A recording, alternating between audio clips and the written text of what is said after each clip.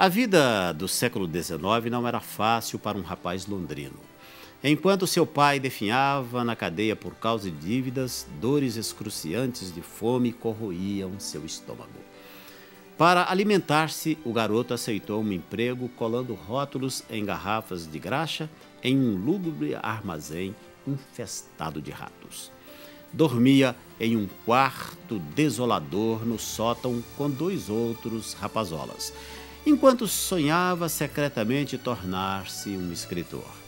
Tendo estudado apenas 4 anos, possuía pouca segurança em suas habilidades. A fim de evitar os risos zombeteiros que esperava, escapou furtivamente no meio da noite para enviar seu primeiro manuscrito. Uma história depois da outra era recusada, até que finalmente uma foi aceita. Não o pagaram por ela, mas ainda assim um editor elogiou seu trabalho. O reconhecimento que recebeu através da impressão daquela história mudou a sua vida. Se não fosse pelo encorajamento daquele editor, ele poderia ter passado toda a sua vida trabalhando em uma fábrica infestada de ratos. Você pode ter ouvido falar nesse garoto, cujos livros causaram tantas mudanças no tratamento dado às crianças e aos pobres. Seu nome era Charles Dickens. Quem escreveu esse texto foi Willie McNamara. Eu sei que todos nós trazemos dentro de nós muitos talentos.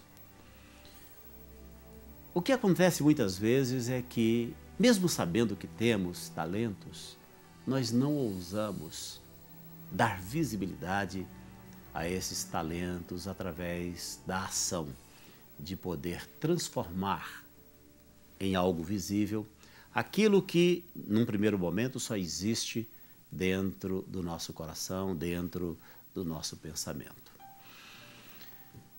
Eu sei que muitas pessoas têm feito planos, têm projetado algo bonito para as suas vidas, mas infelizmente elas estão cercadas de tantas pessoas negativas. Isso acontece até mesmo no seio das famílias. Principalmente aquelas pessoas que foram criadas em famílias muito pobres e que de repente começaram a sonhar, a imaginar que poderiam vencer na vida, poderiam alcançar um novo estilo e um novo patamar na vida. Dentro da própria casa, ela encontrou resistência. Resistência do tipo, tira isso da cabeça, você está sonhando alto demais, isso é muito para você, você não vai conseguir não. Na nossa família ninguém nunca conseguiu, por que você vai conseguir? Você não tem condições. E muitas pessoas, dando ouvido a esse tipo de comentário, acabam ficando pelo meio do caminho. E infelizmente algumas até levam para a sepultura os seus sonhos. Em Eclesiastes, no capítulo 9, versículo 10, há uma palavra do rei Salomão que eu acho maravilhosa. E essa palavra diz assim: tudo que te vier à mão para fazer, faze-o conforme as tuas forças. Porque na sepultura para onde tu vais, não há ciência, não tem indústria, não tem conhecimento algum. E, infelizmente, eu tenho certeza, você conhece pessoas que acabaram levando para a sepultura tudo aquilo que elas tinham de sonhos. Faça isso. Não permita que isso aconteça com você. Não permita que tudo aquilo que você tem sonhado, tudo aquilo que você tem projetado, tudo aquilo que você tem compartilhado com as pessoas a respeito dos seus sonhos, não permita que nada disso seja interrompido. Ainda que aos olhos humanos, ainda que aos olhos naturais, isso seja impossível. Só há uma pessoa capaz de impedir que você consiga realmente lutar e conquistar o seu objetivo na vida. E essa pessoa é você mesma. Esses dias eu vi uma propaganda na televisão que eu achei muito interessante. E nessa propaganda um jovem disse assim, ele chegou diante do espelho e disse: eu estou diante da pessoa que vai resolver os meus problemas. E claro, era o reflexo da imagem dele no espelho. Eu achei muito inteligente essa publicidade, porque em grande parte as pessoas estão aguardando que outros tragam a solução para elas. É certo que no processo de construção dos nossos sonhos, dos nossos projetos, Deus vai usar pessoas que vão de alguma forma dar a sua contribuição, vão participar dessa construção. Mas eu não devo viver na dependência das pessoas. Se é uma dependência que eu devo ter e não posso abrir mão dela, é da dependência de Deus, da bênção de Deus na minha vida. Essa eu não posso abrir mão. E muitas vezes, pelo fato de colocar a esperança e a expectativa nas pessoas, eu posso me acomodar. Muitas vezes, esperando muito de alguém, eu posso me frustrar. Por quê? Porque, com certeza, Deus deu a cada um de nós dons e talentos para que possamos, aqui nessa terra, sermos uma bênção e podermos também fazer a diferença. Quantas pessoas empreenderam e foram ousadas para empreender e hoje têm colocado aí o seu nome na história. Na história recente mesmo, pessoas que são nossas contemporâneas. Me lembro aqui agora de Bill Gates. Bill Gates tem uma história muito interessante, como ele começou nesse mundo virtual. Eles eram coleguinhas de escola, 12 anos mais ou menos, e aconteceu lá uma gincana para que eles pudessem comprar um computador para a escola. E numa outra escola tinha um computador, mas esse computador, ele não fazia absolutamente nada. Era ali os primeiros passos que começavam a ser dados nessa questão do mundo virtual. E no livro que conta a história dele, se eu não me engano, o título do livro é A Estrada do Futuro, uma coisa assim. Faz tempo que eu tive esse livro em mãos. Ali diz que ele ficava jogando Jogo da Velha com um grupo de alunos numa outra escola. E eles demoravam 3 horas para concluir um Jogo da Velha. Aquele jogozinho bobo que você faz, né? Faz um círculo, faz um X, um círculo, faz um X para tentar cercar. Eles levavam 3 horas. 3 horas para concluir uma jogada do Jogo da Velha. Mas ali estava começando algo que eu imagino nem Bill Gates, nem sua mãe, nem ninguém dos seus colegas de escola poderia imaginar aonde chegaria. E ele, Bill Gates, ouviu também alguém dizer que esse negócio de computador não ia dar certo, que não ia ter condição das pessoas, de um modo geral, ter um computador.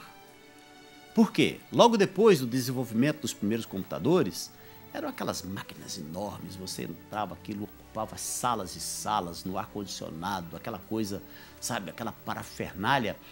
E alguém pensou, isso nunca vai dar certo. Isso não tem condição de ser usado numa casa. Não precisa dizer nada, né? Quem estava certo e quem estava errado. Falando aqui agora, com certeza, aí no seu bolso, aí do seu lado, deve ter um computador, não tem? Um telefone que faz tudo o que você quer fazer, porque é um computador que você tem. Um computador que pode até mesmo ser usado como telefone. Não é verdade? Agora imagine se ele fosse dar ouvidos àquela pessoa que disse que isso nunca daria certo. Não é verdade? Então nós não podemos deixar que as pessoas venham sufocar o nosso sonho, o nosso projeto.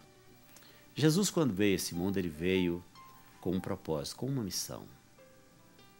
Deus o enviou e nós sabemos o porquê do seu envio a este mundo.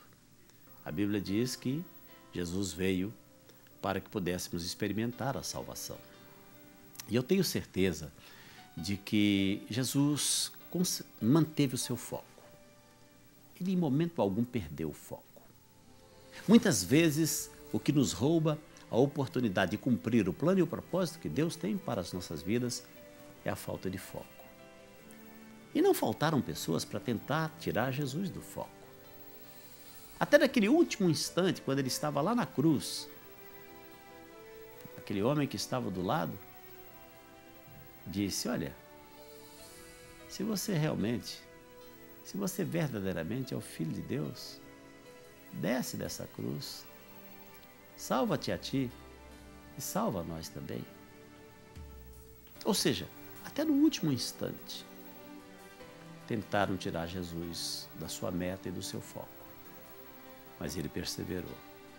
E é por isso que hoje, 2000 anos depois, nós estamos aqui, dentro dessa reflexão, nos lembrando da passagem de Jesus por essa terra e do foco que ele tinha em relação ao propósito de Deus para a nossa salvação. Da mesma forma, a minha palavra de incentivo para você é essa: não fique dando ouvido às pessoas negativas. Não fique dando ouvido àquelas pessoas que carregam dentro delas aquele espírito de derrota. Aqueles profetas do Apocalipse no mau sentido, não é? Porque o Apocalipse é maravilhoso, não é? Quando a gente lê a história do Apocalipse. Mas para muitos, a expressão Apocalipse é uma coisa tenebrosa. Fuja dessas pessoas. Não gaste, não perca o seu tempo com essas pessoas. Faça como disse o profeta Jeremias. Se a sua cabeça tem sido povoada e alimentada só com pensamentos ruins, negativos, de derrota e de pessimismo, faça a mesma oração que fez o profeta Jeremias e diga: eu quero trazer à memória somente aquilo que pode me dar esperança. Amém? Foi abençoado com a palavra? Então guarde-a com carinho no seu coração. Vamos orar agora, vamos falar com Deus. Querido Pai, mais uma vez eu te dou graças por esta oportunidade, te dou graças por mais este programa, te dou graças por todo o cuidado, por toda a bondade e por todo o carinho do Senhor para conosco. Neste momento, muitas pessoas oram comigo, centenas, milhares de pessoas estão orando. E eu creio que o Senhor conhece cada uma delas e com certeza o Senhor deu a cada uma delas dons e talentos.